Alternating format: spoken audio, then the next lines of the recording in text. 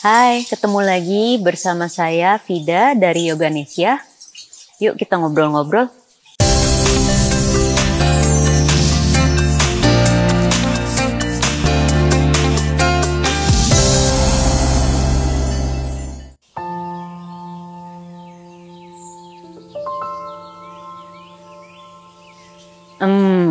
Pertama belajar yoga itu nggak sengaja sebenarnya. Nggak sengaja karena aku berawal dari tahun 2013 itu ada back pain, lower back pain, terus banyak injury-injury kecil-kecil lagi di badan dan di pikiran. Terus dulu aku mulainya itu power swing, jadi pakai hammock dan anti gravity yoga. Lalu suatu hari setelah aku rutin belajar yang dua itu, praktis yang dua itu, satu hari aku datang ke studionya dan gak ada kelasnya, hanya ada power yoga. Aku asumsinya power yoga adalah kombinasi dari power swing dan anti gravity yoga. Ikutlah aku kelas itu, dan itu 1 jam yang kayaknya mat aku banjir dan aku panik karena semua licin dan aku cuma mikir ini apaan. Tapi setelah selesai aku refresh banget. Ada yang nggak bisa aku jelaskan, pokoknya di sini dan di seluruh badan. Walaupun pegel, tapi pegelnya tuh kayaknya menyenangkan banget, kayak berasa sparkling gitu. Kayak berasa sparkling. Nah, dari situ karena lower back painku surprisingly terbantu juga, aku jadi mencari tahu apa sih yoga, dan ternyata sekarang aku baru tahu ternyata power yoga itu yang paling dan aku pertama kali yoga ikut power yoga.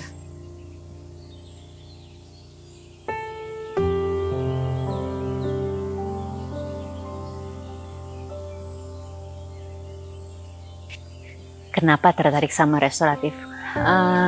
Kenapa ya? Karena satu hari aku banyak traveling keluar Indonesia, dan setiap kemanapun aku pergi, yang pertama aku cari ada studio yoga nggak? Aku bisa yoga di mana?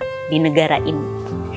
Lucunya yang aku temukan adalah betapa restoratif dan yin itu banyak banget dan muridnya banyak banget kalau di luar Indonesia. Nah, jadi aku cobain satu-satu di setiap negara. Karena aku biasa power, awalnya waktu restoratif itu sulit banget karena aku biasa gerak terus ya, gerak pakai power, bener-bener api lah powernya tuh, energinya tuh kayak berapi-api. Dan restoratif tuh harus diam, tapi buat aku itu sangat challenging karena ternyata ketika kita diam, yang bergerak itu isi kepalanya. Jadi challenge-nya adalah how to make peace with your mind, with your heart gitu ya. Jadi benar-benar how to slow down, itu sih challenge-nya.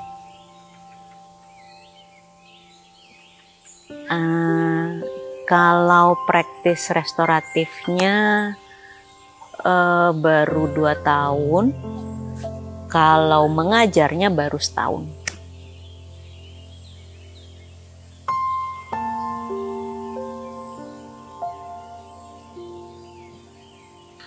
Jujur saat ini pesimis.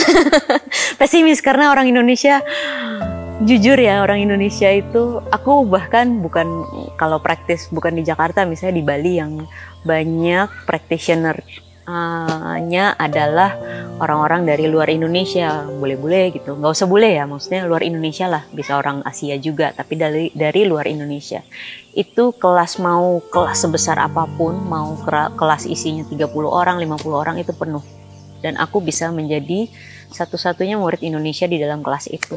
Tapi kalau di Jakarta, khususnya Jakarta dan kota-kota besar lainnya, dan isi practitioner-nya adalah orang-orang Indonesia, itu sepi kelasnya.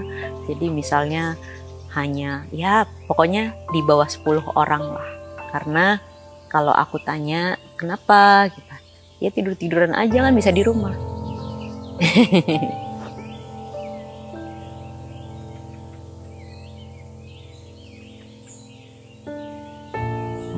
Oh, oke. Ada sih perubahannya. Waktu dulu aku masih praktisnya cuma seminggu 2 kali, tidak terlalu terasa perubahannya. Mungkin ada terasa perubahannya sedikit di badan. Tapi saat ini aku praktisnya bisa setiap hari. Mungkin jeda sehari, seminggu sehari, jadi seminggu 6 kali. Itu terasa selain di badan, tapi juga di dalam pikiran dan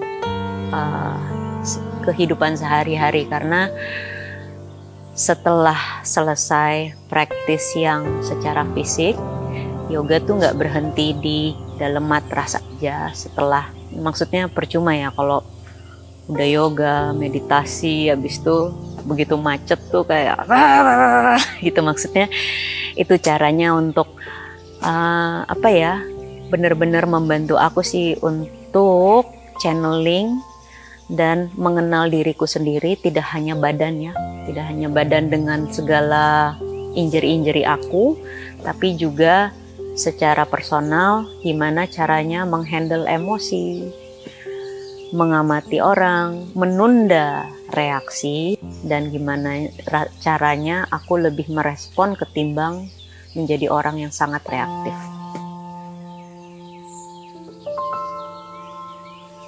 Motivasinya, aku belum menemukan hal yang membuat aku menjadi, belum ada dari yoga yang aku lakukan. Semakin sering aku yoga, belum ada yang membuat aku menjadi orang yang lebih buruk dari sehari sebelumnya gitu. Setiap kali aku yoga, hasilnya hanya membuat aku menjadi orang yang lebih baik, apapun itu, sekecil apapun itu ya. Jadi nggak harus hal yang besar, dan selalu ada hal yang lebih baik.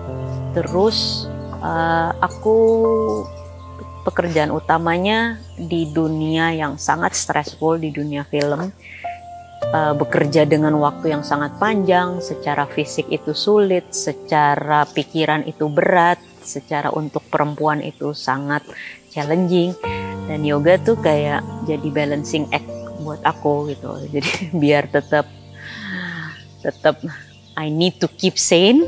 Jadi kalau namaste ya ini nama stay sane lah gitu. Jadi untuk balance-nya aku semakin sering syuting, semakin sering yoga.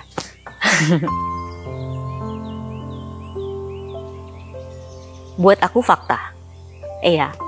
Bukan berarti aku menjadi orang yang sangat bisa mengendalikan emosi kapan saja 100% 24 jam 7 hari seminggu. Mana kita tetap manusia. Ya, tapi setidaknya aku sih melihat progres dari diri sendiri aja, dan gak usah jauh-jauh. Mungkin kalau hari ini aku lihat dari minggu lalu atau tahun lalu mungkin aku 5 detik itu reaktif, pasti mengungkapkan sesuatu, mungkin hal kecil, sekarang 1 detik tetap reaktif tapi 1 detik. Mungkin tahun lalu aku langsung nyeletuk apa gitu kalau ada orang yang kayaknya triggering gitu. Mungkin kalau sekarang ya tahan dulu, pikir dulu, aku celetukin gak ya? Mungkin akhirnya aku tetap nyeletuk, tapi setelah kita punya waktu, jadi mungkin bahasanya lebih tertata gitu ya.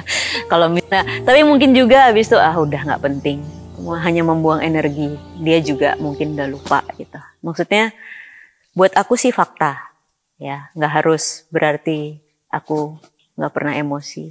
Aku tetap manusia sih.